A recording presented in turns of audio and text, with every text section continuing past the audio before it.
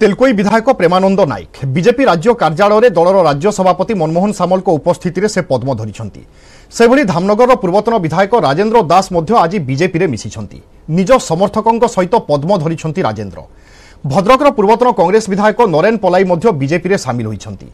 निकटने प्रेमानंद नायक BJD इस्तीफा देते 2009 प्रथम थर पर तेलकोई बीजेडी टिकट विधायक भाव में निर्वाचित होते प्रेमानंद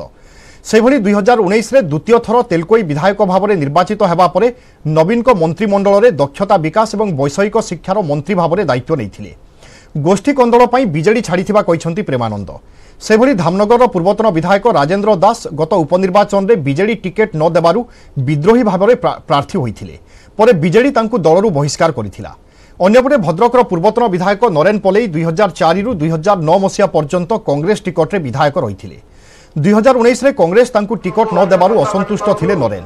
गतकाली कांग्रेस छाड़ी आज बीजेपी रे से सामिल होइछंती 2024 रे नरेन भद्रक रु विधायक आशायी अछंती। धन्यवाद जनाऊँ आज 15 वर्ष कैरियर मोर से मैंने सहयोग कर आउे धन्यवाद जनाऊँ आमर सभापति को आमर भारतीय जनता पार्टी सभापति श्री मनमोहन सामल महोदय ये उपस्थित आमर समस्त कर्मकर्ता केउंझर राधा भाई आरंभ कर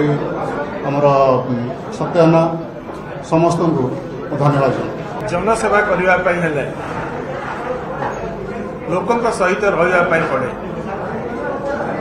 लोकों सहित रही छात्र जीवन आम राजनीति कर राजनीतिक परिवार आसी राजनीतिक परिवार आसी लोकों सेवा कर विधायक आज पुणी भारतीय जनता पार्टी परिवार सहित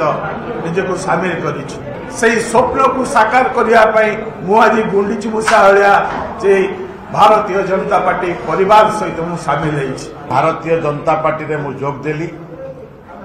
तार दुई तीन कारण पाई मु जोग देइछि। प्रथम होची यशस्वी प्रधानमंत्री कार्यक्रम तांकर 36 दिन 10 वर्ष भितर